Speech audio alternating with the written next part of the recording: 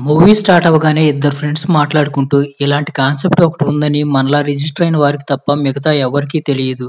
నీకు నీ భార్యను చంపేంత కోపం ఉన్నా తనని చంపలేవు కదా, చంపితే పోలీసులకు దొరికిపోతావు. కాబట్టి ఆ కోపం ఏదో ఇక్కడే తీర్చుకో, నీకు ఆ తర్వాత చాలా పీస్ఫుల్గా ఉంటుందని ఇద్దరూ కలిసి చోటకు వెళతారు.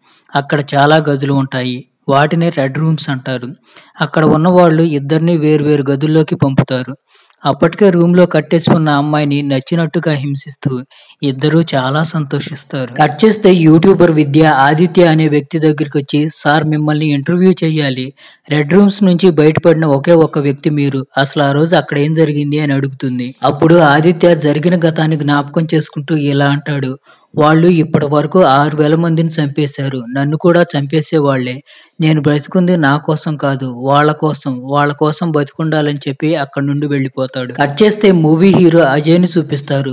అజయ్ హైదరాబాద్‌లో తన తమ్ముడు చంటి రూమ్‌లో ఉంటూ ఐటీ కంపెనీలో జాయిన్ అవుతాడు. మొదటి రోజు అజయ్ ఆఫీస్‌కి వెళ్ళినప్పుడు అక్కడ ఎండీ అజయ్‌ని మిగతా ఎంప్లాయీస్‌కి పరిచయం చేస్తూ తన పేరు అజయ్ అని, తను మన సైబర్ సెక్యూరిటీ కొత్త ప్రొఫెషనల్ అని, మన దేశంలోని ఫీమేల్ సెక్యూరిటీకి సంబంధించిన యాప్స్ డెవలప్మెంట్‌లో అజయ్ కీ రోల్ వహించాడని, ఇప్పుడు తను ఇంకొక యాప్ మీద వర్క్ చేస్తున్నాడు అని చెప్తాడు.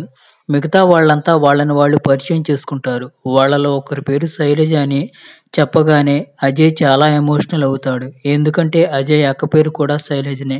కానీ తను రీసెంట్‌గా చనిపోయి ఉంటుంది. తర్వాత ఎండీ అజయ్ దగ్గరికి వచ్చి ఆఫీస్ పేరు మీద ఒక సిమ్ తీసుకోమని, పర్సనల్ నెంబర్ ఎవరికీ షేర్ చేయొద్దని చెప్తాడు. కట్ చేస్తే అజయ్ తన టీంతో ఇప్పుడు మనం డెవలప్ చేయబోయే యాప్ పేరు రెస్క్యూ యాప్ అని, అమ్మాయిల్ని రేప్, కిడ్నాప్ కేసులలో విక్టిమ్‌ని సేవ్ చేయడానికి పోలీసులకు చాలా తక్కువ టైం ఉంటుంది. అలాంటి సిట్యుయేషన్‌లో ఈ యాప్ చాలా యూజ్ అవుతుంది. ఎలా అంటే ఈ యాప్‌లో ఒక పానిక్ బటన్ ఉంటుంది. ఈ బటన్‌ని ప్రెస్ చేయగానే దగ్గరలో ఉన్న ఐఎంఏ నంబర్ అన్నీ కూడా ఈ యాప్ సేవ్ చేసుకొని ఆ డేటా మొత్తం పోలీసులకు పంపిస్తుంది. అప్పుడు ఐఎంఏ నంబర్ ఆధారంగా ఫోన్‌ని ట్రాక్ చేయొచ్చు. దాంతో క్రిమినల్‌ని ఈజీగా జీరో డౌన్ చేసి విక్టిమ్‌ని సేవ్ చేయొచ్చు అని చెప్తాడు. అది విని అంతా అజయ్‌ని మెచ్చుకుంటారు.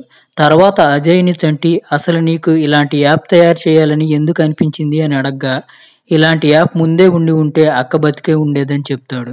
సాయంత్రం ఇంటికి వెళ్తున్న అజయ్ అండ్ చంటికి బాస్ కొత్త సిమ్ తీసుకోమని చెప్పిన విషయం గుర్తొచ్చి దారిలో కనిపించిన ఒక సిమ్ షాప్ దగ్గర ఆగుతారు. లోపలికి వెళ్లి కొత్త సిమ్ కావాలని అడగ్గా అక్కడ పనిచేసే అమ్మాయి ర్యాక్‌లో చూసి సిమ్‌లు అయిపోయాయని రూమ్‌లోకి వెళ్లి అక్కడున్న సిమ్‌ల్లో ఒక సిమ్ తెచ్చి అజయ్‌కి ఇచ్చి ప్రూఫ్ తీసుకొని సాయంత్రంలోగా సిమ్ యాక్టివేట్ అవుతుందని చెప్తుంది. తర్వాత అజయ్ వాళ్ళు అక్కడి నుండి వెళ్ళిపోతారు. తర్వాత అక్కడికి బాస్ వచ్చి ఆ అమ్మాయిని రూమ్‌లో పెట్టిన సిమ్‌లు ఏమైనాయి అని అడుగుతాడు. ఆ అమ్మాయి జరిగిన విషయం అంతా చెప్తుంది. అవి రిటర్న్ ఇవ్వాల్సిన సిమ్‌లు. అవి కనీసం రిజిస్ట్రేషన్ కూడా కావు. ఎవరిని అడగకుండా నీ సొంత పెత్తనాలు చేస్తావా అని బాస్ ఆ అమ్మాయిని తిడతాడు. కట్ చేస్తే ఆ రోజు సాయంత్రం అజయ్ తీసుకున్న కొత్త సిమ్ యాక్టివేట్ అయినట్టుగా మెసేజ్ వస్తుంది. కొద్దిసేపట్లోనే ఆ సిమ్‌కి ఒక కాల్ వస్తుంది. సిమ్ తీసుకుంది ఇవాళే కదరా, ఇంతలోనే ఈ నెంబర్ ఎవరికి తెలిసిందా అనుకుంటూ అజయ్ ఫోన్ లిఫ్ట్ చేస్తాడు. ఒక అమ్మాయి టెన్షన్‌గా మాట్లాడుతూ, సహస్ర ఇన్ని రోజులు ఏమైపోయావు అంటుంది. అది విని అజయ్, మేడం నేను ఇవాళే కొత్త సిమ్ తీసుకున్నాను, మీరేదో రాంగ్ నెంబర్ చేసినట్టుగా ఉన్నారని చెప్పి కాల్ కట్ చేస్తాడు. వెంటనే మళ్ళీ అజయ్ మొబైల్ కి ఇంకో కాల్ వస్తుంది. అజయ్ హలో అనగానే అవతల వ్యక్తి, రే ఎవడ్రా నువ్వు, ముందు ఫోన్ సహస్రాకి ఇమ్మంటాడు. ఇప్పుడు అజయ్ ఆ వ్యక్తితో, సార్ నా పేరు అజయ్, ఈ రోజే నేను కొత్త సిమ్ తీసుకున్నాను, ఇది నా నెంబర్ అని చెప్పి కాల్ కట్ చేస్తాడు. అయితే అజయ్ కి సహస్ర ఎవరో, వాళ్ళంతా తన నెంబర్ కి ఎందుకు కాల్ చేస్తున్నారో అర్థం కాదు. రైతులంతా వీళ్ళు ఇలాగే ఫోన్ చేసి విసిగిస్తారని అజయ్ ఫోన్ ని స్విచ్ ఆఫ్ చేసి పడుకుంటాడు. ఫోన్ స్విచ్ ఆఫ్ చేసినా గానీ అర్ధరాత్రి సమయంలో అదే నెంబర్ కి why did you take this number అని మెసేజ్ రావడంతో అది చూసి అజయ్ ఒక్కసారిగా షాక్ అవుతాడు. చేస్తే నెక్స్ట్ రోజు ఆఫీస్ కి వెళ్లి వర్క్ చేసుకుంటున్న అజయ్ కి మళ్ళీ అదే మెసేజ్ వస్తుంది. అది చూసి అజయ్ మళ్ళీ షాక్ అవుతాడు. తర్వాత ఆ నెంబర్ ఎవరిదో తెలుసుకోవాలని అజయ్ ఆ నెంబర్ కి ఎన్నిసార్లు కాల్ చేసినా ఎవరూ లిఫ్ట్ చేయరు. ఎన్నిసార్లు ట్రై చేసినా కానీ బిజీ అనే వస్తుంది. ఎలాగైనా ఆ నెంబర్ కనిపెట్టాలని అజయ్ తన ఫోన్ ని సంటికి ఇచ్చి ల్యాండ్ లైన్ నుంచి ఆ నెంబర్ కి కాల్ చేస్తాడు. అప్పుడు అజయ్‌కి మైండ్ పోయే విషయం ఒకటి రివీల్ అవుతుంది. అదేంటంటే ఆ నెంబర్ ఎవరిదో కాదు, తను కొత్తగా తీసుకున్న నెంబర్ అదే. తన నెంబర్ నుంచే తనకి మెసేజెస్, కాల్స్ ఎవరు చేస్తున్నారో అజయ్‌కి అర్థం కాదు. అదంతా చూస్తున్న చంటి అజయ్‌తో, ఇలా జరగటానికి ఛాన్స్ ఉందన్న, క్రాస్ కనెక్షన్ వల్ల మనం ఒకళ్ళకి కాల్ చేస్తే వేరే వాళ్ళకి వెళ్ళే అవకాశం ఉంది. దాని గురించి నువ్వు పెద్దగా పట్టించుకోకు అని చెప్తాడు. కట్ చేస్తే చంటి అజయ్‌కి ఫోన్ చేసి, అన్నయ్య ఈ రోజు ఎండీ గారి మేనకోడలు స్వాతి మన ఇంటికి వస్తుంది. నేను ఇంటికి రావడానికి కొంచెం లేట్ అవుతుంది. నేను ఇంటికి వచ్చేదాకా మేనేజ్ చెయ్యి అని చెప్తాడు. కట్ చేస్తే ఇంకోవైపు అప్పుడే స్వాతి అజయ్ వాళ్ళ ఇంటికి వచ్చి కాలింగ్ బెల్ కొడుతుంది. అజయ్ డోర్ తీసి స్వాతిని లోపలికి తీసుకొచ్చి కూర్చోబెట్టి కాసేపు తనతో మాట్లాడి చంటికి ఫోన్ చేసి స్వాతి వచ్చిన విషయం చెబుదామని వెనక్కి తిరుగుతాడు. వెనక్కి తిరిగి ఇటు తిరిగి చూసేసరికి స్వాతి అక్కడ కనిపించదు. దాంతో అజయ్ ఒక్కసారిగా షాక్ అయ్యి స్వాతిని పిలుస్తూ తన కోసం వెతుకుతాడు. అప్పుడే ముఖానికి మాస్క్ పెట్టుకున్న ఒక వ్యక్తి స్వాతిని వీల్ చైర్ లో కూర్చోబెట్టుకుని ఒక రూమ్ లోకి తీసుకువెళ్తాడు. అది చూసి షాక్ అయిన అజయ్ కూడా భయంగా ఆ రూమ్ దగ్గరికి వెళ్లి చూస్తాడు. ఆ వ్యక్తి స్వాతి జుట్టుని నరుకుతూ ఉంటాడు. అప్పుడే అక్కడికి వచ్చిన చంటికి అజయ్ జరిగింది చెప్పి ఆ రూమ్ లో ఉన్న స్వాతిని చూపించడానికి తీసుకువెళ్తాడు. కానీ అక్కడ ఎవరూ ఉండరు. దాంతో అజయ్ మళ్ళీ షాక్ అవుతాడు. జరిగింది మొత్తం చంటికి చెప్పాలని ట్రై చేసినప్పుడు చంటి కూడా కనిపించదు. అజయ్కి అసలు ఏం జరుగుతుందో అర్థం కాదు. అప్పుడే ఆ వ్యక్తి చంటిని కూడా వీల్ చైర్ లో పెట్టుకుని చంపడానికి తీసుకువెళ్తూ ఉంటాడు. సడన్ గా అప్పుడే ఆ వ్యక్తి కత్తి తీసుకుని అజయ్ని చంపడానికి అజయ్ మీదకు వస్తాడు. అప్పుడే అజయ్ ఉలిక్కిపడి నిద్రలో నుండి లేస్తాడు. ఇప్పుడు దాకా జరిగింది కలని తెలుసుకున్న అజయ్ రిలాక్స్ అవుతాడు. తర్వాత అప్పుడే అక్కడికి స్వాతి వస్తుంది.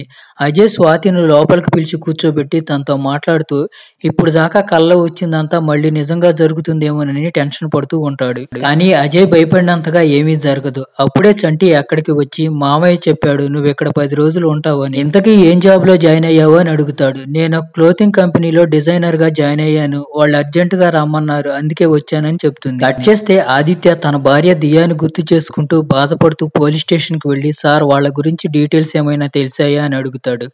పోలీస్ మాత్రం నిర్లక్ష్యంగా నువ్వెన్ని రోజులు ఇలా పోలీస్ స్టేషన్ చుట్టూ తిరిగినా ఏం ఉపయోగం ఉండదు, నువ్వు డబ్బులు ఇస్తేనే పని జరుగుతుంది అంటాడు. అప్పుడు ఆదిత్య నా దగ్గర డబ్బు లేక కాదు సార్, ఇవ్వాలని లేక వెళుతున్నాను, మళ్ళీ వస్తానని చెప్పి వెళ్ళిపోతాడు. కట్ చేస్తే రోజు రోజుకి అజయ్ స్వాతి దగ్గరవుతూ ఉంటారు.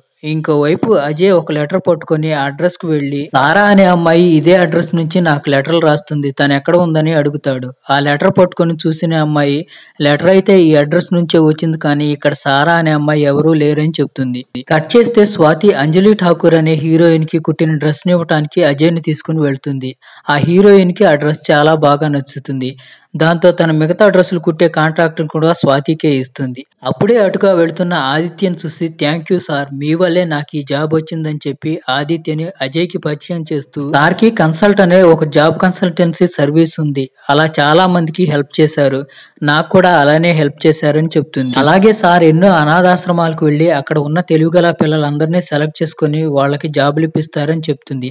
కాసేపు మాట్లాడిన తర్వాత ఆదిత్య నాకు ఇంపార్టెంట్ పని ఉంది, ఎప్పుడైనా వీలైతే ఇంటికి రండి అని చెప్పి వెళ్లిపోతాడు. కట్ చేస్తే అజయ్ స్వాతి ఆ రోజు గార్డెన్ లో నిలబడి మాట్లాడుకుంటున్నప్పుడు అజయ్ కొత్త నెంబర్ కి కాల్ వచ్చినప్పుడు లిఫ్ట్ చేసి ఆ మాటలు విన్న పని మనిషి ఒక్కసారిగా షాక్ అవుతుంది. ఇంకోవైపు అదే రోజు రాత్రి అజయ్ తన ఫ్రెండ్స్ తో కలిసి మాట్లాడుతున్నప్పుడు అజయ్ కొత్త నెంబర్ కి కాల్ చేసి సార్ నేను డాక్టర్ కాపర్ వాటర్ బాటిల్ నుంచి మాట్లాడుతున్నాను, సహస్ర మేడం ఉన్నారా అని అడుగుతాడు. నా పేరు అజయ్, నేను ఈ సిమ్ కొత్తగా తీసుకున్నానని చెప్తాడు అజయ్. వ్యక్తి మళ్ళీ కాల్ చేసి సార్ మీ పేరు అజయ్ శ్రీవాత్సవ కదా అని అడుగుతాడు. అజయ్ షాక్ అయ్యి నా పేరు నీకెలా తెలుసు అని అడుగుతాడు. అదేంటి సార్ మీరు సహస్ర శ్రీవాత్సవ భర్తే కదా, మీరే కదా ఫామ్ ఫిల్ చేసింది అని చెప్తాడు. అసలు ఈ సహస్ర ఎవరో అర్థం కాక తన గురించి డీటెయిల్స్ కనుక్కోవడం స్టార్ట్ చేసిన అజయ్ కి సహస్ర పూర్తి పేరు సహస్ర రామలింగం అని తెలుస్తుంది. దాంతో తన ఒక హాస్టల్లో ఉంటుందని తెలుసుకుని అక్కడికి వెళ్లిన అజయ్ కి తానిప్పుడు అక్కడ ఉండట్లేదని తెలుస్తుంది. అలా కారులో వెళ్తున్న అజయ్ చంటికి స్వాతికి ఫోన్ చేసి సహస్ర గురించి చెప్పి తన ఏదైనా సోషల్ మీడియా యాప్స్ లో ఉందేమో చూడమని చెప్తాడు. అలా వెళుతున్న అజయ్ కి దారి పక్కన వాళ్ళ ఇంట్లో పనిచేసే లక్ష్మి కనిపిస్తుంది. అజయ్ వెంటనే కారాపి లక్ష్మి దగ్గరికి వెళ్లి ఏంటి లక్ష్మి గారు ఇక్కడ కూర్చున్నారని అడుగుతాడు. అప్పుడు లక్ష్మి ఆ రోజు ఫోన్ లో తను విన్నది మొత్తం అజయ్ కి చెప్పి ఆ అమ్మాయి దయ్యం సార్ అంటుంది. అప్పుడే అజయ్ కి ఒక లొకేషన్ నుంచి మెసేజ్ రావడంతో ఆ లొకేషన్ కి వెళుతూ ఉంటాడు. ఇంకోవైపు చంటి అప్పుడే అజయ్ కి ఫోన్ చేసి సహస్ర సోషల్ మీడియా అకౌంట్లన్నీ చెక్ చేసి అన్నయ్య ఆ అమ్మాయి ఎప్పుడో చనిపోయిందని చెప్తాడు. అది విని అజయ్ షాక్ అవుతాడు. తర్వాత అజయ్ తాను వెళ్తున్న లొకేషన్ ని చంటికి స్వాతికి కూడా షేర్ చేసి వాళ్ళని కూడా అక్కడికి రమ్మంటాడు. అలా వాళ్ళు ముగ్గురు అక్కడికి వెళతారు. అలా అక్కడికి వెళ్ళిన తర్వాత అక్కడే ఉన్న ఒక వ్యక్తి అజయ్ ని చూడగానే నువ్వు నన్ను చంపడానికి ఇక్కడికి వచ్చావు కదా అని అజయ్ ని బాగా కొడతాడు. అలా కొట్టడంతో అజయ్ స్పృహ కోల్పోయి పడిపోతాడు. తర్వాత అక్కడికి వచ్చిన స్వాతిని కూడా ఆ వ్యక్తి నువ్వు నన్ను చంపడానికి ఇక్కడికి వచ్చావు కదా అని బాగా కొడతాడు. అప్పుడే స్వాతి అజయ్ అని గట్టిగా పిలుస్తుంది. దాంతో అజయ్ వచ్చి కోపంతో అతన్ని పిచ్చి కుక్కను కొట్టినట్టు కొడతాడు. అప్పుడు అతను చచ్చిపోతాడు. అసలు ఏం జరుగుతుందో అర్థం కాక అజయ్ పిచ్చి పట్టిన వాడిలా చూస్తూ ఉంటాడు. అప్పుడే అజయ్ ఫోన్ కి థ్యాంక్ యూ మిషన్ స్టార్టెడ్ అని మెసేజ్లు వస్తూ ఉంటాయి. ఏం చేయాలో అర్థం కాక అజయ్ జుట్టు పీక్కుంటూ పెద్దగా అరుస్తాడు. అప్పుడే అక్కడికి పోలీసులు వచ్చి ముగ్గురిని అరెస్ట్ చేస్తారు. తర్వాత ఎస్ఐ అజయ్తో మాట్లాడుతూ అసలు నువ్వు అతన్ని ఎందుకు చంపావు? వాడి పేరు రాము. వాడి మీద చాలా కిడ్నాప్ కేసులు, మర్డర్ కేసులు ఉన్నాయని చెప్తాడు. అప్పుడు అజయ్ అప్పుడు దాకా జరిగిందంతా చెప్పి తాను కొత్త సిమ్ తీసుకున్న దగ్గర నుంచే ఇలా జరుగుతుందని, ఆ సహస్రాన్ని కనిపెట్టే ప్రాసెస్ లోనే ఇలా జరిగిందని చెప్తాడు. మొదట్లో ఎస్ఐ అజయ్ చెప్పిన మాటలేవి నమ్మడు. తర్వాత కానిస్టేబుల్ వచ్చి ఆ నెంబర్ ఏ నెట్వర్క్ లో రిజిస్ట్రేషన్ అవ్వలేదని చెప్తాడు. అప్పుడే ఆ నెంబర్ నుంచి ఆ నెంబర్కే మెసేజ్లు, కాల్స్ వస్తుండటంతో అజయ్ చెప్తుందంతా నిజమేనని నమ్ముతాడు. తర్వాత సహస్ర గురించి ఏ చిన్న ఇన్ఫర్మేషన్ తెలిసినా నాకు ఇన్ఫార్మ్ చేయమని చెప్తాడు. అప్పుడే సహస్ర ఉండే హాస్టల్ ఓనర్ అర్జెంట్ గా అక్కడికి రమ్మంటాడు. దాంతో అజయ్ అర్జెంట్ గా అక్కడికి వెళతాడు. అక్కడికి వెళ్ళిన తర్వాత సహస్ర వాళ్ళ హాస్టల్ ఓనర్ అజయ్ తో మాట్లాడుతూ, సహస్ర గారు 6 నెలల క్రితం వరకు ఇదే హాస్టల్లో ఉండేవాళ్ళు. ఒకరోజు ఆమె బయటికి ఎక్కడికో వెళ్లారు. ఆవిడ ఇంతవరకు తిరిగి రాలేదని చెప్తాడు. ఇక్కడ ఇప్పుడు కేవలం తన బ్యాగు మాత్రమే ఉందని చెప్తాడు. అజయ్ రూమ్ లోకి వెళ్లి బ్యాగ్ ఓపెన్ చేసి సహస్ర ఫోటో చూస్తాడు. ఫోటో చూసిన అజయ్ ఒక్కసారిగా షాక్ అయిపోతూ సహస్ర అంటే నువ్వా అంటాడు. ఇక్కడే మనకు రివీల్ అయ్యే ఒక ట్విస్ట్ ఏంటంటే ఇంతకు ముందే సహస్ర సారాగా అజయ్కి పరిచయం అయి ఉంటుంది. అజయ్ వాళ్ళ అక్క చనిపోయిన తర్వాత ఒంటరిగా ఒక పార్కులో కూర్చొని బాధపడుతూ ఉంటాడు. అక్కడే ఉన్న సహస్ర అక్కడ వాళ్ళందరితో మాట్లాడుతూ ఎవరైనా చచ్చిపోతే వాళ్ళు మన పక్కన లేరని బాధపడకూడదు. మా అమ్మ నాకు 10 సంవత్సరాల వయసు ఉన్నప్పుడే చనిపోయింది. కానీ నేను ఎప్పుడూ బాధపడను. ఎందుకంటే నేను ఎప్పుడూ మా అమ్మ నా పక్కన ఉన్నట్టే ఫీల్ అవుతా. మా అమ్మని నేను ఇప్పటికీ ప్రేమిస్తున్నానని చెప్తుంది. విన్న అజయ్కి సహస్ర మాటలు చాలా బాగా నచ్చుతాయి. దాంతో అక్కడే ఉన్న వాళ్ళని తన పేరేంటని అడుగుతారు. వాళ్ళు సహస్ర పేరు సారా అని చెప్తారు. నిజానికి సహస్ర వాళ్ళ అమ్మ పేరు సారా. అక్కడున్న వాళ్ళంతా సహస్ర అని సారా అని పిలవడంతో వాళ్ళమ్మ తనతో ఉన్నట్టుగా ఫీల్ అవుతుంది సహస్ర. కట్ చేస్తే సహస్ర రెడ్ ఎఫ్ఎం లో జాకీగా జాయిన్ అవుతుంది. ఒకరోజు కాలర్స్ తో మాట్లాడుతున్నప్పుడు అనిత అనే కాలర్ సహస్రాకి ఫోన్ చేసి, ఈ రోజే నేను జాబ్ లో జాయిన్ అయ్యానక్క, నాకు ఎక్కువ శాలరీ వస్తుంది. మా అమ్మ నాన్న చాలా కష్టపడి నన్ను చదివించారు. వాళ్ళతో ఈ విషయం చెప్పాలని నేరుగా వాళ్ళ దగ్గరికి వెళుతున్నానని చెప్తూ ఉంటుంది. అలా మాట్లాడుతున్నప్పుడే కాల్ కట్ అవుతుంది. నెట్వర్క్ ప్రాబ్లం వల్ల కాల్ కట్ అయిందేమో అనుకుంటుంది సహస్ర. కట్ చేస్తే సారా చంటి వాళ్ళ ఇంటికి వెళ్లి అక్కడే బయట ఉన్న కారుని చూపిస్తూ, ఆ కారుని డ్రైవ్ చేసిన వ్యక్తి నాకు చాలా హెల్ప్ చేశాడు. అతన్ని కలిసి థ్యాంక్స్ చెప్పాలని ఇక్కడికి వచ్చానంటుంది. అప్పుడు చంటి తను మా అన్నయ్య అజయ్ ఇక్కడ ఉండడు, బెంగళూరులో జాబ్ చేస్తుంటాడని చెప్పి అజయ్ విజిటింగ్ కార్డు ఇస్తాడు. ఇంకోవైపు సహస్ర ఫ్రెండ్ అంశు సహస్ర ఫోటోల్ని మ్యాట్రిమోనీలో పెడుతుంది. ఆ ఫోటోలు చూసి నచ్చిన దేవి అనే మహిళ సహస్రాకి ఫోన్ చేసి, నీ ఫోటోలు చూశాను, మ్యాట్రిమోనీలో సంబంధం కోసం వెతుకుతుంటే నీ ఫోటోలు దొరికాయి. నీ ఫ్రెండ్ అంశునే నీ నెంబర్ ఇచ్చింది. నువ్వు ఇక మీదట అనాథవని బాధపడకు. మా అబ్బాయి ఫోటోలు పంపిస్తాను. ఫోటోలు నచ్చితే నిన్ను కోడలుగా కాదు కూతురులా చూసుకుంటానని చెప్తుంది. ఫోటోలు చూసిన సహస్రాకి ఆ అబ్బాయి కూడా నచ్చుతాడు. దాంతో సహస్ర దేవికి ఫోన్ చేసి అదే విషయం చెప్తుంది. మా అబ్బాయి నిన్ను కలవాలంటున్నాడు. తను నిన్ను కలవాలంటే ఎక్కడికి రమ్మంటావు అని అడుగుతుంది. అప్పుడు సహస్ర నేను రెట్రో కెఫేలో వెయిట్ చేస్తూ ఉంటానని చెప్తుంది. అలా అక్కడ ఎంతసేపు వెయిట్ చేసినా కానీ తను రాకపోవడంతో దేవికి ఫోన్ చేసి విషయం చెప్తుంది. దేవి కూడా నేను ఎంతసేపటి నుంచో తన నెంబర్కి ట్రై చేస్తున్నాను కానీ తన నెంబర్ దొరకట్లేదని చెప్తుంది. దాంతో సహస్ర అక్కడి నుంచి వెళ్ళిపోవాలనుకుంటుంది. ఇప్పటికే ఒక వ్యక్తి సహస్ర స్కూటీలో గాలి తీసేసి ఉంటాడు. స్కూటీ తీసుకొని కొంచెం దూరం ముందుకు వెళ్ళిన తర్వాత స్కూటీలో గాలి లేకపోవడంతో పంచర్ అయిందని సహస్ర అక్కడే వెయిట్ చేస్తూ ఉంటుంది. సహస్ర స్కూటీలో గాలి తీసేసిన వ్యక్తి కారులో ఒక అమ్మాయిని ఎక్కించుకొని అక్కడికి వచ్చి సహస్రకు మత్తు మందిచ్చి కారులో తీసుకువెళ్తాడు. కట్ చేస్తే సహస్రాన్ని తీసుకొచ్చి ఎంతో ప్రమాదకరమైన రెడ్ రూమ్స్ లో పడేస్తారు. తన పక్కనే ఉన్న రూమ్ లో ఆ రోజు సహస్రాకి కాల్ చేసిన అనిత అనే అమ్మాయి కూడా ఉంటుంది. ఆ రోజు అమ్మాయి బస్ స్టాప్ దగ్గర నిలబడినప్పుడు వీళ్లే తనకి మత్తు మందు ఇచ్చి కిడ్నాప్ చేసి ఇక్కడికి తీసుకొస్తారు. సహస్ర ఆ అమ్మాయిని గుర్తుపట్టి ఆ అమ్మాయితో మాట్లాడుతున్నప్పుడు ఆ అమ్మాయి సహస్రతో, అక్క వీళ్ళు మనల్ని ఈ రూమ్ నుంచి బయటకు తీసుకువెళ్లారంటే మనం ప్రాణాలతో ఉండం. నాకు మా అమ్మా నాన్నలను చూడాలని ఉంది. ఎలాగోలా నన్ను కాపాడక్క అని సహస్రాన్ని బతిమలాడు. అప్పుడే అక్కడికి ఆ రెడ్ రూమ్స్ ని నడిపించే వ్యక్తి వచ్చి, మీ ఇద్దరిని సెలెక్ట్ చేసుకున్నారు, మీకు ఇక చావు తప్పదు, మిమ్మల్ని చావు నుంచి ఎవరూ తప్పించలేరని ఇద్దరిని వేర్వేరు రూముల్లోకి తీసుకువెళ్తాడు. అప్పుడే సహస్రని ఒక రూమ్ లో తీసుకువెళ్లి మంచానికి కట్టేస్తారు. అప్పటికే అక్కడ డాక్టర్ కోట్ వేసుకుని ఉన్న ఒక వ్యక్తి సహస్ర దగ్గరికి వచ్చి, నన్ను చూసి డాక్టర్ అనుకుంటున్నావా? కాదు, నాకు చిన్నప్పటి నుంచి డాక్టర్ అవ్వాలని ఎంతో కోరిక, కానీ డాక్టర్ని కాలేకపోయా. ఇప్పుడు నా దగ్గర చాలా డబ్బు ఉంది. నాకు డాక్టర్ అయ్యి ఒక ఆపరేషన్ చేయాలని కోరిక. బాగా డబ్బొచ్చింది కాబట్టి నా కోరిక తీర్చుకుంటున్నా. ఇప్పుడు నేనే నీకు ఆపరేషన్ చేస్తా అంటాడు. ఇప్పుడు యూట్యూబ్‌లోనే ఆపరేషన్ చేయటం ఎలాగో చూసి నీకు ఆపరేషన్ చేస్తా అని కత్తి తీసుకొని సహస్ర గొంతు మీద కొయ్యబోతూ ఉంటాడు.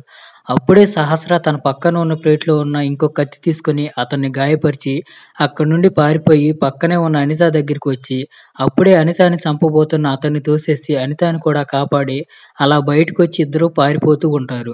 ఈ విషయం తెలుసుకున్న రెడ్ రూమ్స్ నడిచిపోయే వ్యక్తి వాళ్ళు బయటకు వెళితే మన గురించి అందరికీ తెలిసిపోతుంది. వాళ్ళని చంపేయమని చెప్తాడు. దాంతో అతని మనుషులు వాళ్ళని చంపడానికి తరుముతూ ఉంటారు. అలా వాళ్ళిద్దరూ విడిపోతారు. వాళ్ళ మనుషులు అనితని పట్టుకొని చంపేస్తారు. ఇంకోవైపు సహస్రాకి దగ్గరలోనే ఒక కారు కనిపించడంతో ఆ కారు దగ్గరికి పరిగెడుతుంది. దాంతో వాళ్ళు తిరిగి వెనక్కి వెళ్ళిపోతారు. కానీ సహస్ర ఆ కారు ఎక్కేంతలోపే కారు వెళ్ళిపోతుంది. అప్పుడే సహస్రాకి దేవి కొడుకు ఫోన్ చేస్తాడు. దాంతో సంతోషంగా సహస్ర కాల్ లిఫ్ట్ చేస్తుంది. కాల్ మాట్లాడే లోపే ఒక లారీ వచ్చి సహస్రాని గుద్దుతుంది. దాంతో సహస్ర అక్కడికక్కడే చనిపోతుంది. ఇప్పుడు మూవీ మళ్ళీ ప్రెజెంట్ కు వస్తుంది. అజయ్ కజిన్ అక్కడికి వచ్చి అక్కడే ఉన్న సహస్ర ఫోటోని చూసి అప్పుడే ఈ అమ్మాయి ఫోటోని ఫ్రేమ్ చేసి పెట్టించుకున్నావంటే అమ్మాయి ఎంత బాగా నచ్చిందా అంటాడు. అది విని షాక్ అయిన అజయ్ ఏం మాట్లాడుతున్నావురా అంటాడు. ఇప్పుడే ఆర్య ఒక అదిరిపోయే ట్విస్ట్ రివీల్ చేస్తాడు. దేవి ఎవరో కాదు అజయ్ వాళ్ళ అమ్మ. సహస్ర ఫోటోలు అజయ్ కి దేవి పంపించుంటుంది. కానీ అజయ్ బిజీగా ఉండటం వల్ల సహస్ర ఫోటోలు చూడ్డు. అంతేకాదు ఆ రోజు సహస్ర ఎక్కబోతున్నప్పుడు ఆ కారు తీసుకువెళ్ళిపోయేది అజయ్. తను కారు ఆపి ఉంటే సహస్ర బతికేదని తెలిసి అజయ్ చాలా ఫీల్ అవుతాడు. అలా బాగా ఆలోచించిన అజయ్ కి సిటీలో ఇంతమంది కిడ్నాప్ అవుతున్నా కనిపించకుండా పోతున్నా ఎవరు కంప్లైంట్ ఇవ్వట్లేదని ఎస్ఐ దగ్గరికి వెళ్లి లూసిఫర్ అనే ఒక యాప్ ఉంది సార్, ఆ యాప్ ద్వారానే రెడ్ రూమ్స్ ని రన్ చేస్తున్నారు. వాళ్లే ఇలా కొంతమందిని కిడ్నాప్ చేసి ఆ రెడ్ రూమ్ లోకి తీసుకువెళ్లి చంపేస్తున్నారు. సహస్రాన్ని కూడా అలాగే తీసుకువెళ్లి రెడ్ రూమ్స్ దగ్గర చంపేశారని చెప్తాడు. అది విని ఎస్ఐ లూసిఫర్ అనే యాప్ ఒకటి ఉందని కూడా నాకు తెలియదు. దీని గురించి నేను ఎంక్వైరీ చేసి కనుక్కుంటాను. సరే కానీ నువ్వు ఇక నుంచి చాలా జాగ్రత్తగా ఉండమని చెప్తాడు. కట్ చేస్తే కొంతమంది రౌడీలు వచ్చి స్వాతిని బాగా కొట్టి తనని కిడ్నాప్ చేసి తీసుకువెళ్తారు. స్వాతిని కాపాడదామని వచ్చిన అజయ్ని కూడా బాగా కొట్టి వెళ్లిపోతారు. అప్పుడే అజయ్ మొబైల్ కూడా పోతుంది. తర్వాత అజయ్ ట్రీట్మెంట్ తీసుకున్న తర్వాత స్వాతిని కాపాడాలని తనకప్పుడే ఒక విషయం గుర్తు రావడంతో డైరెక్ట్ గా తన బాస్ దగ్గరికి వెళ్లి తన బాస్ను బాగా కొట్టి నాకు సుమన్ అంతా చెప్పాడు సార్, అందుకే నేను రెస్క్యూ యాప్ ని స్వాతి మొబైల్లో కూడా ఇన్స్టాల్ చేశాను. అజయ్ బాస్ ఓ తెలిసిపోయిందా, ఇదంతా నేను కేవలం డబ్బు కోసం మాత్రమే చేశానంటాడు. అజయ్కి ఇంకా చిర్రెత్తుకొచ్చి మళ్ళీ బాస్ ని పిచ్చి కుక్కను కొట్టినట్టు కొట్టి స్వాతిని ఎక్కడ దాచిపెట్టారో చెప్పమంటాడు. నాకు అదంతా తెలియదు, ఇదంతా నేను బయట నుండే చేస్తూ ఉంటా, వాళ్ళు చెప్పిందే చేస్తూ ఉంటా. వాళ్ళు ఎవరినైతే చంపాలనుకుంటున్నారో వాళ్ళని నేను లూసిఫర్ యాప్లో రిజిస్టర్ చేస్తా, తర్వాత వాళ్లే తీసుకువెళ్లి చంపేస్తారని చెప్తాడు. ఇప్పుడు స్వాతి పిక్స్ కూడా లూసిఫర్ యాప్లో బిడ్డింగ్ కోసం అప్లోడ్ చేసి ఉంటారని, లూసిఫర్ యాప్లో రిజిస్ట్రేషన్ చేసుకున్న వాళ్ళందరికీ స్వాతి పిక్స్ కనిపిస్తాయని, బిడ్డింగ్ లో మొత్తం 3 స్టేజీలు ఉంటాయని, మొదటి లెవెల్లో అక్కడ జరిగే టార్చర్ ని లైవ్ లో చూడటం, రెండోది ఎలా టార్చర్ చేయాలో సెలెక్ట్ చేసుకోవటం, మూడోది అక్కడికి వచ్చి డైరెక్ట్ గా టార్చర్ చేయటం అని చెప్తాడు. హైయెస్ట్ బిడ్డింగ్ ఎవరు వేస్తారో వాళ్ళకే ఈ ఆప్షన్ వస్తుంది. అసలు అయినా కానీ ఆ ప్లేస్ ఎక్కడుందో ఇంతవరకు ఎవరికి తెలియదని చెప్తాడు. కానీ అక్కడికి వెళ్ళటానికి ఒక దారి ఉందని చెప్పి తన ల్యాప్టాప్ ఓపెన్ చేసి చూపించబోతున్నప్పుడు ఎవరో దూరం నుంచి అతన్ని షూట్ చేసి చంపేస్తారు. అది చూసి అజయ్ వాళ్ళు ఒక్కసారిగా షాక్ అవుతారు. అప్పుడే అక్కడికి పోలీసులు వస్తారు. ఇంతలోనే పోలీసులకి ఎలా తెలిసిందా అని అజయ్ వాళ్ళు ల్యాప్టాప్ తీసుకుని అక్కడ నుండి పారిపోతారు. తర్వాత అజయ్ ఆదిత్య దగ్గరికి వెళ్లి జరిగిందంతా చెప్పి లాస్ట్ టైం మీకు ఒక క్లూ దొరికింది అన్నారు కదా, ఆ క్లూ ఏంటని అడుగుతాడు. ఆ లాస్ట్ రౌండ్ లో బిడ్డింగ్ వేస్తారు కదా, బిడ్డింగ్ వేసిన వాళ్ళు ఎక్కువ మొత్తంలో ఎవరైతే బిడ్ చేస్తారో వాళ్ళని 48 గంటలలోపు ఆ ప్లేస్ కి తీసుకువెళ్ళటానికి ఒక ప్లేస్ కు వచ్చి ఆగమంటారు. అక్కడికి వెళ్ళిన తర్వాత క్లయింట్ ని వాళ్ళ కార్లోకి షిఫ్ట్ చేసుకుని తీసుకువెళ్తారు. ఆగిపోతుంది. కానీ అలా వాళ్ళు ఎప్పుడు వెహికల్స్ లో ఎక్స్చేంజ్ చేసుకునే లొకేషన్ మాత్రం ఒకటే. మనం క్లయింట్స్ లా అక్కడికి వెళితే జాగ్రత్తగా వాళ్ళని ఫాలో అవుతూ స్వాతితో పాటు మిగతా వాళ్ళని కూడా కాపాడొచ్చు అని చెప్తాడు. అలా వాళ్ళిద్దరూ క్లయింట్స్ లా ఆ ప్లేస్ కి వెళ్తారు. తర్వాత వాళ్ళని రెడ్ రూమ్స్ కి తీసుకువెళ్లి అజయ్ ని ఒక రూమ్ లోకి, ఆదిత్యని ఒక రూమ్ లోకి తీసుకువెళ్తారు. ఆదిత్య వెళ్లిన రూమ్ లో స్వాతి ఉంటుంది. ఆదిత్య స్వాతికి జరిగిన విషయం మొత్తం చెప్తాడు. ఇంకోవైపు అజయ్ వెళ్లిన రూమ్ లో అమ్మాయిని అజయ్ కాపాడాలని చూసినప్పుడు ఆ విషయం అక్కడ వాళ్ళకి తెలిసి అజయ్ ని చితక్కొట్టుడు కొట్టి కట్టి పడేస్తారు. ఇక్కడే మనకు ఒక మైండ్ బ్లాక్ అయ్యే ట్విస్ట్ రివీల్ అవుతుంది. ఆదిత్య సడన్ గా స్వాతిని చూసి నవ్వుతాడు. ఇంతకీ లూసిఫర్ యాప్ ని రెడ్ రూమ్స్ ని నడుపుతుంది ఎవరో కాదు, ఆదిత్య. నిజానికి ఆదిత్య కన్సల్ట్ అనే జాబ్ కన్సల్టెన్సీ ఏజెన్సీని రన్ చేస్తున్నానని చెప్తూ అనాథాశ్రమంలో ఉండే అమ్మాయిలందరినీ సెలెక్ట్ చేసుకొని వాళ్ళకి జాబ్ ఇప్పిస్తానని చెప్పి వాళ్ళ ఫోటోలన్నీ తీసుకొని లూసిఫర్ యాప్లో అప్లోడ్ చేసి బిడ్డింగ్ చేసి వాళ్ళ ద్వారానే డబ్బులు సంపాదిస్తూ ఉంటాడు. ఆదిత్య అనాథలను మాత్రమే సెలెక్ట్ చేసుకోవడానికి కారణం వాళ్ళు మిస్ అయినా కానీ ఎవరూ కంప్లైంట్ ఇయ్యరు. ఇక్కడే ఇంకొక అదిరిపోయే ట్విస్ట్ రివీల్ అవుతుంది. అదేంటంటే ఒకసారి పోలీసులకి ఈ రెడ్ రూమ్స్ గురించి తెలిసి అక్కడికి వచ్చినప్పుడు ఆదిత్య పోలీసుల నుంచి తప్పించుకోవటానికి తన వైఫ్ ని తానే చంపేసి పోలీసులకి రెడ్ రూమ్ వాళ్ళు తనని కిడ్నాప్ చేశారని వాళ్ళ నుంచి తప్పించుకు పారిపోయానని అలా చెప్పి ఎస్కేప్ అవుతాడు. పోలీసులు వస్తే వాళ్ళని తప్పుదోవ పట్టించాను, ఇప్పుడు నువ్వు వచ్చావు, నిజానికి నన్ను పట్టించింది ఈ చచ్చిపోయిన సహస్ర మొబైల్ అని చెప్పి ఆదిత్య సహస్ర మొబైల్ ని పగలగొట్టి నవ్వుతూ ఉంటాడు. అప్పుడే అజయ్ కూడా నవ్వి నువ్వే లూసిఫర్ అని నాకు ముందే తెలుసు అంటాడు. ఆదిత్య ఒక్కసారిగా షాక్ అవుతాడు. అజయ్ ఎండి ల్యాప్టాప్ తీసుకొని దాంట్లో మిస్ అయిన వాళ్ళ డీటెయిల్స్ అన్ని చెక్ చేస్తున్నప్పుడు దాంట్లో ఆదిత్య దియా డీటెయిల్స్ మాత్రమే ఉండవు. అప్పుడే అజయ్‌కి ఆదిత్య మీద డౌట్ వస్తుంది. అంతేకాకుండా ఆ కిడ్నాప్ అయిన వాళ్ళందరి లిస్టు ఆదిత్య జాబ్ ఇప్పిస్తానని చెప్పిన జాబ్ కన్సల్టెన్సీ లిస్టుతో మ్యాచ్ అవుతుంది. దాంతో అజయ్ ఆదిత్యనే లూసిఫర్ అని చెప్పి ఫిక్స్ అయిపోతాడు. అందుకే అజయ్ ఇక్కడికి వచ్చే ముందు పోలీసులకి ఆ లొకేషన్ షేర్ చేస్తాడు. అప్పుడు అదంతా విన్న ఆదిత్య పోలీసులు ఇక్కడికొచ్చేలోపు నువ్వు ప్రేమించిన అమ్మాయిని నీ కళ్ళ ముందే చంపి దారుణంగా నరకం చూపించి చంపి ఇక్కడి నుంచి వెళ్ళిపోతానని చెప్తాడు. అప్పుడే ఆదిత్య స్వాతిని చాలా కొడతాడు. ఇదంతా చూసి అజయ్ కట్లు తెంపుకొని అక్కడున్న రౌడీలందరినీ కొట్టి ఆదిత్యని చంపబోతాడు. అప్పుడు ఆదిత్య అజయ్ని బతిమలాడుతూ నువ్వు నన్ను వదిలేస్తే నీకు బ్రతికున్న ప్రాణం ఒకటి ఇస్తానని చెప్పి అనితని చూపిస్తాడు. దాంతో అజయ్ ఆదిత్యని చంపేయకుండా ఆగిపోతాడు. వెంటనే ఆదిత్య గన్ తీసుకొని అనితని షూట్ చేయబోతాడు. అప్పుడే సహస్ర మొబైల్ కి థ్యాంక్ యూ మిషన్ కంప్లీటెడ్ అని మెసేజ్ వస్తుంది. ఆ మొబైల్ ని ఆదిత్య చూస్తున్నప్పుడు మొబైల్ బ్లాస్ట్ అయ్యి ఆదిత్య అక్కడికక్కడే చనిపోతాడు. తర్వాత అక్కడికి వచ్చిన పోలీసులు అజయ్ ని స్వాతిని అనితని కాపాడుతారు. సహస్ర అజయ్ కి లెటర్ రాసినప్పుడు తను కావాలనే తప్పుడు అడ్రస్ రాసి ఉంటుంది. ఎందుకంటే ఇద్దరిని కలపాలని ఉంటే దేవుడే తనని కలుపుతాడని. ఇక్కడితో మూవీ అయిపోతుంది.